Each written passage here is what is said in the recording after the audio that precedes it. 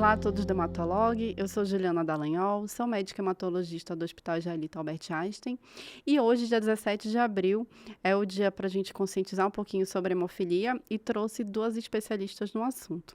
A doutora Rosana Penteado, que é a nossa médica hematologista e faz parte do laboratório clínico do Hospital Israelita Albert Einstein. Obrigada por vir aqui. E também a doutora Thaís Dourado, médica hematologista, que faz parte do grupo de coagulopatia da Faculdade de Medicina da Universidade de São Paulo. Obrigada por estar aqui também, doutora Thaís. Eu acho que primeiro a gente poderia falar um pouquinho, fazer uma introdução sobre hemofilia, né? Eu acho que nem todo mundo que assiste aqui os nossos conteúdos do Hematolog tem um foco em coagulação. Então, se você puder aí dar um breve apanhado para a gente do que é essa doença, aí depois a gente vai aprofundando aí um pouquinho sobre esse tema. Não, perfeito. Então, realmente, essa parte de coagulopatia, até para o próprio hematologista, é quase um monstro de 7 cabeças.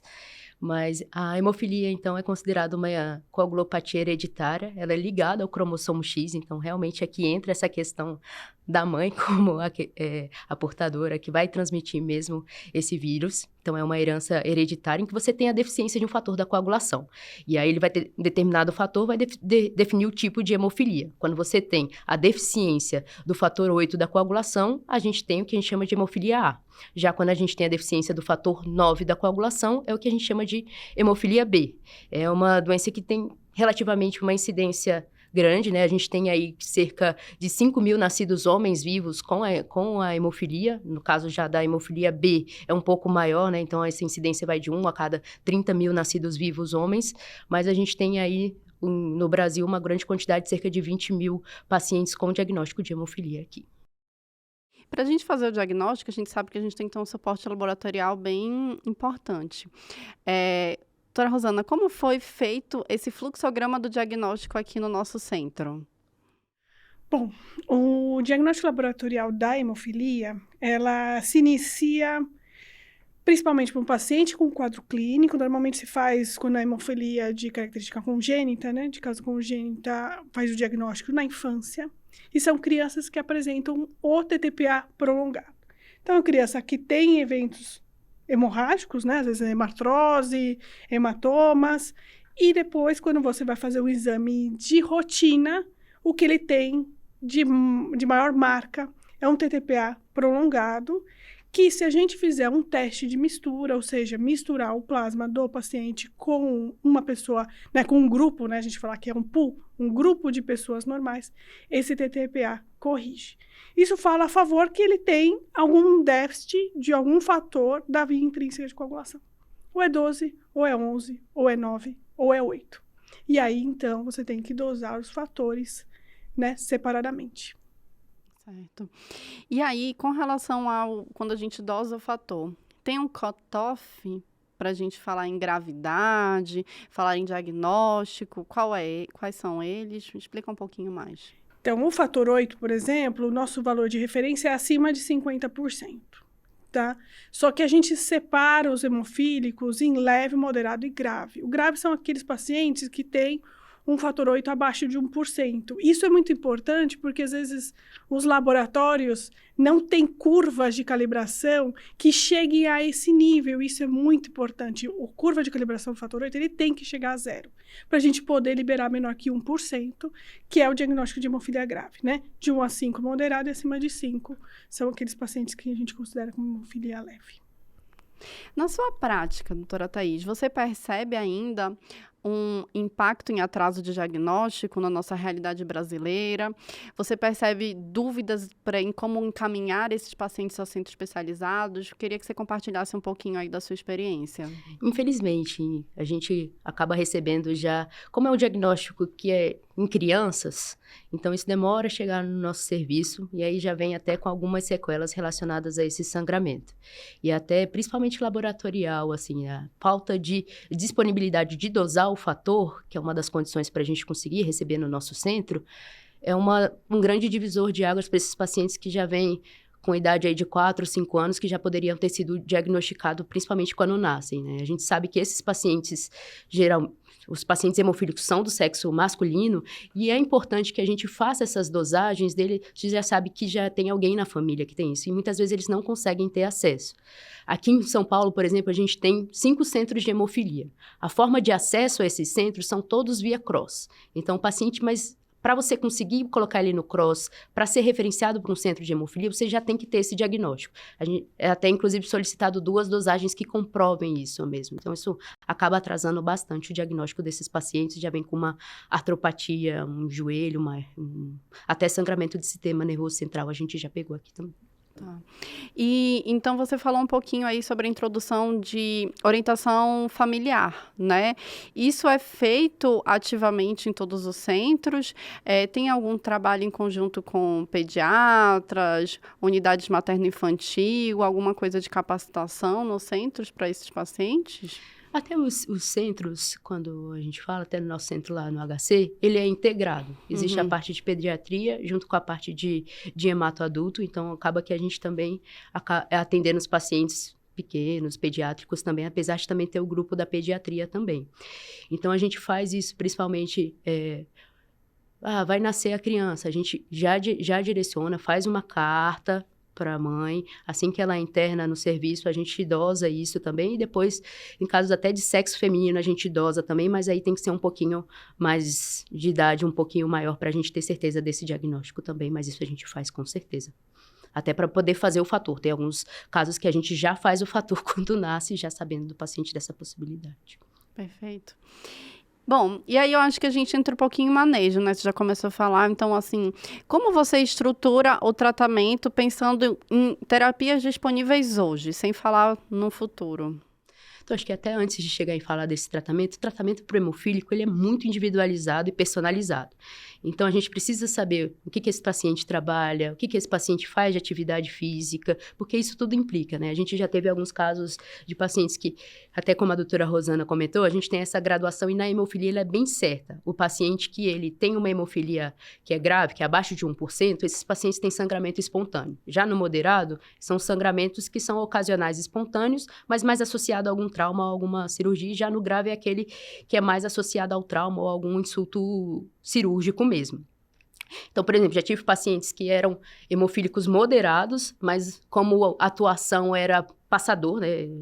Passava roupa, e aí volta e meia voltava ali com aquela hemartrose em cotovelo e a gente não conseguia identificar por que não estava indo tão bem, já que era uma hemofilia moderada. Então, aí depois, conversando mais com ele, que a gente conseguiu até adaptar o tipo de profilaxia que a gente disponibilizava para ele por essas medidas que a gente teve. E aí, hoje em dia, quando a gente fala em tratamento, alguns conceitos, eles têm que ser primeiro estabelecidos para a gente chegar nas terapias em si, que é principalmente a gente ter o tratamento que a gente chama de profilaxia e o tratamento sob demanda. Isso fora intercorrências e necessidades cirúrgicas que a necessidade desses pacientes, porventura, venham precisar. Então, a profilaxia, a gente divide também ela em profilaxia contínua e intermitente. Intermitente é basicamente aquele paciente que teve um sangramento, sei lá, do sistema nervoso central e a gente trata ali no insulto agudo, mas ainda mantém ali por uns 6 meses ele num período de profilaxia. E a profilaxia contínua é aquela que a gente estabelece para o paciente, já que ele já tem um perfil fenótipo de sangramento importante. E aí isso também é subdividido em primária, secundária e terciária, a depender do tipo de paciente e da idade desse paciente. E aí foi bem importante que a partir de 2017 teve um grande estudo que chama Spinart Study, né? Que foi em 2017 no Jornal de Trombose e Hemostasia, que ele comparou pacientes que faziam tratamento sob demanda e os pacientes que faziam a profilaxia. Pacientes adultos, esse estudo foi para adultos já. E eles viram que os pacientes que fizeram a profilaxia, eles em um ano tiveram 0,3 chances de ter o risco de sangramento. E já naqueles pacientes que estavam sob demanda, foi de quase 30 vezes maior o risco de sangramento. Então, isso já está muito estabelecido, principalmente na hemofilia grave, a necessidade desses pacientes estarem em profilaxia. Tanto é que, hoje em dia, já está tão estabelecida a profilaxia que a gente não pensa mais em questão de sobrevida desses pacientes, e sim na qualidade de vida, e as novas terapias estão muito relacionadas a gente implementar essa qualidade de vida desses pacientes.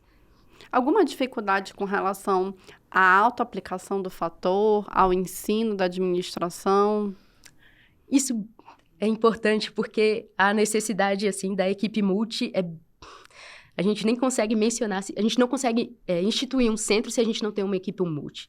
Então, a gente tem ali, já tem relatos lá do centro que eram pacientes com 4 anos de idade fazendo a sua autoinfusão. Mas isso graças a um trabalho árduo da equipe de enfermagem, os técnicos de enfermagem em cima e orientando esses pacientes. Até pacientes que tinham aversão à agulha, hoje em dia já fazem essa autoaplicação para não precisar realmente uma profilaxia de fator 8, geralmente são do fator padrão, a gente tem que fazer 3 vezes na semana. Imagina esse paciente 3 vezes na semana, indo ao centro, e geralmente são pacientes que não moram tão próximos ao centro, para fazer essa infusão. Então, confesso que hoje não é uma dificuldade tão grande a autoaplicação, mas eles já começam desde cedinho, com 2, 3 anos, 4 anos, a gente já começa a conversar com eles dessa autoaplicação. E até com os pais também. Os pais aplicam bastante. Mas você acha que esse seu relato, né, porque, enfim, trazendo aí experiência de outros lugares, eu acho que existem muitos Brasis dentro do Brasil, né, isso é uma verdade. Você acha que isso é uma realidade do seu centro? Você escuta realidades diferentes, de principalmente pacientes que moram mais distantes e que não estão sendo acompanhados, talvez em outros centros, e tenham uma frequência menor em vinda, porque parece ser, assim, um ponto de atenção importante.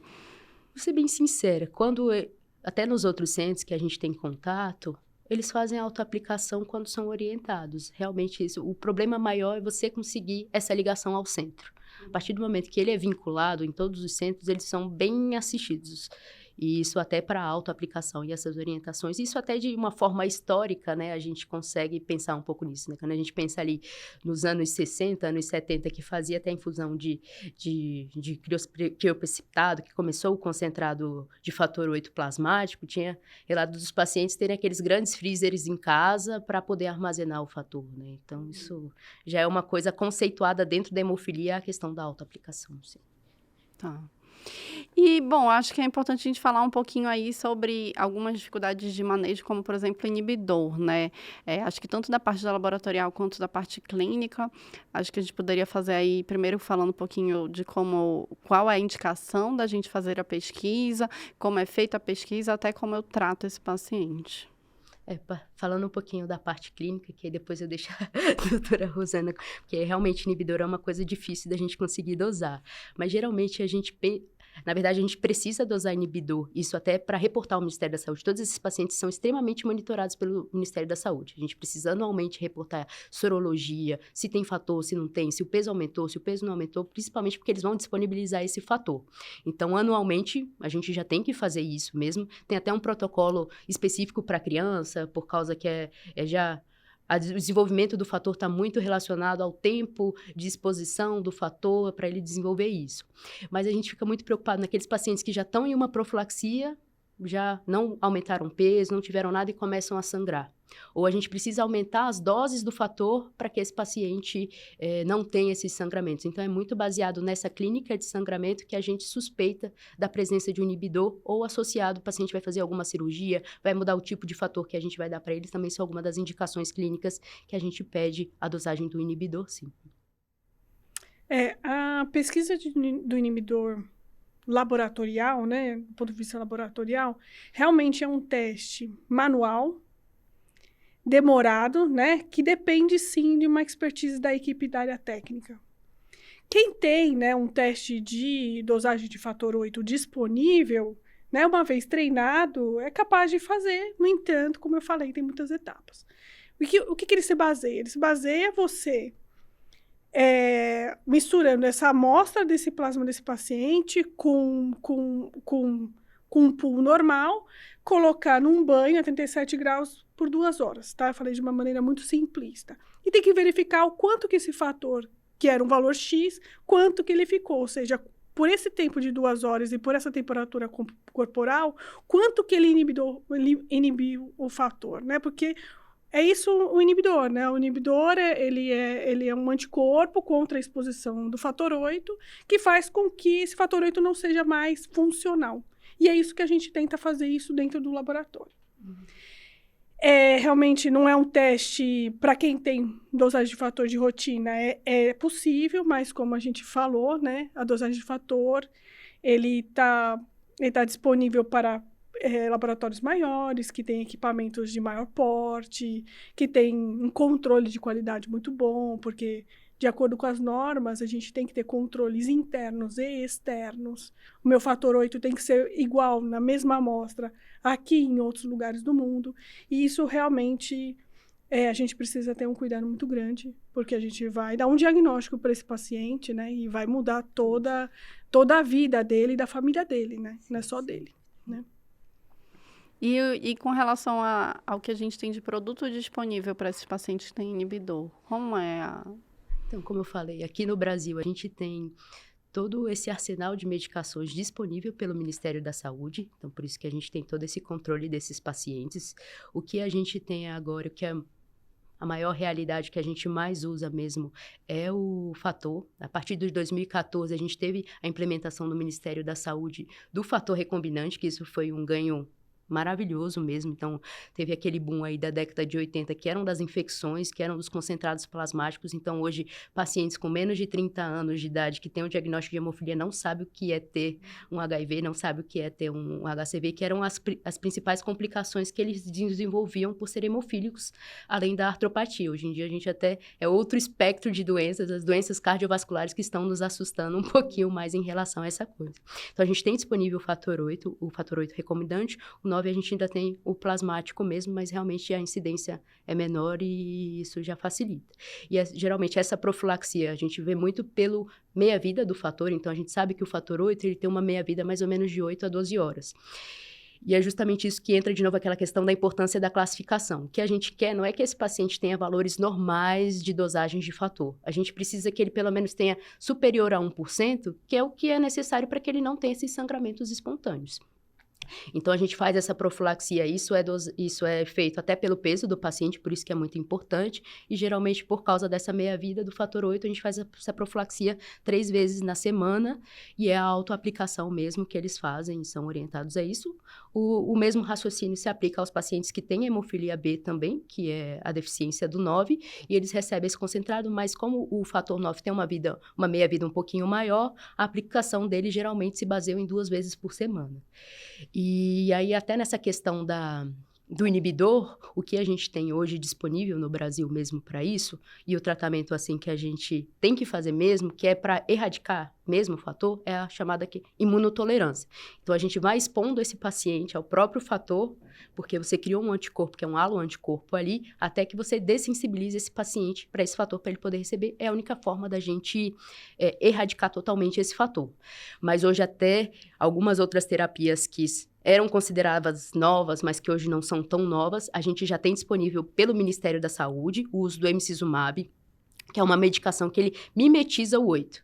Então, ele faz esse papel. Ele é um anticorpo biespecífico em que ele vai pegar o 9 ativado e já vai logo ativar o 10.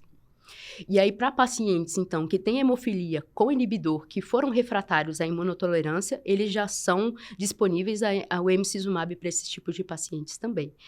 Existem alguns protocolos clínicos aí que a gente tem, mas que são dos produtos estendidos, né, de meia-vida estendida, e a gente já foram alguns aprovados, a gente já consegue, mas não pelo Ministério da Saúde por hora, mas o que a gente tem disponível agora. E quando tem o sangramento, existem os fatores que são de bypass, então tanto o fator 7 ativado, como o FEIBA, né, que é o complexo protombínico ativado, a gente também tem essas medicações disponíveis aqui no Brasil pelo Ministério da Saúde para esses pacientes.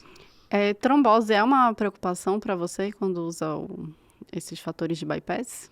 A verdade, assim, a trombose, a preocupação dela hoje em dia tem se tornado muito por causa disso, né? Os pacientes, eles, antigamente, quando a gente pensa aí há 100 anos atrás, a expectativa de vida era de 13 anos desses pacientes. Hoje em dia, a expectativa de vida é a mesma de um outro paciente, e o que a gente visa é muita qualidade de vida. Então, as doenças cardiovasculares são os nossos principais medos, sem falar em terapia, né? Então, a gente já teve pacientes, preciso fazer um cateterismo e colocar stent. Aí você vai dupla antiagregação no paciente hemofílico. A gente teve um caso também de um embolismo pulmonar. Vamos anticoagular um paciente hemofílico. Então, essa tem sido essa mudança de paradigma muito desses pacientes.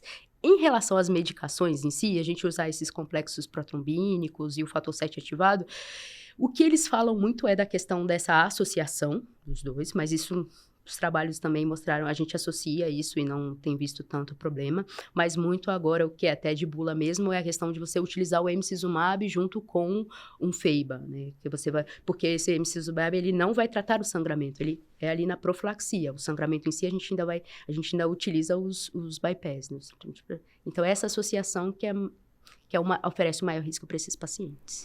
E uma dúvida minha, eu diagnostiquei um paciente com inibidor, né? Quando eu vou ter que fazer a repetição do exame, né? Depois que eu termino esse tratamento de imunotolerância, qual é a rotina laboratorial aí nesses casos? Olha, isso vai depender muito da clínica do paciente, né? Isso não vai ser bem padrão laboratorial, a depender de como esse paciente está respondendo.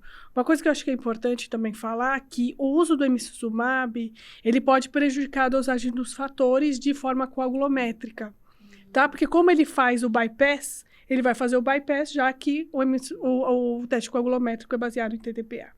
Então, hoje já tem também outras formas de dosar fator, que é, por exemplo, dosagem de fator 8 cromogênico, que ele faz uma dosagem do fator 10 ativado, e a depender da quantidade de fator 10, está diretamente relacionado com a quantidade do fator 8. Tá? Então, é muito importante a gente ter esse link laboratório e clínica, porque eu preciso saber o que ela está dando para o meu paciente para saber qual que é o melhor exame laboratorial que eu vou fazer para ele, para controle.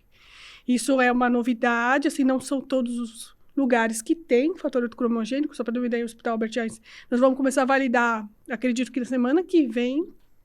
Então, não é um exame disponível, mas que por causa das novas terapias, ele precisa pelo menos estar disponível para o centro de hemofilia. É disponível? Lá, sim, a gente tem.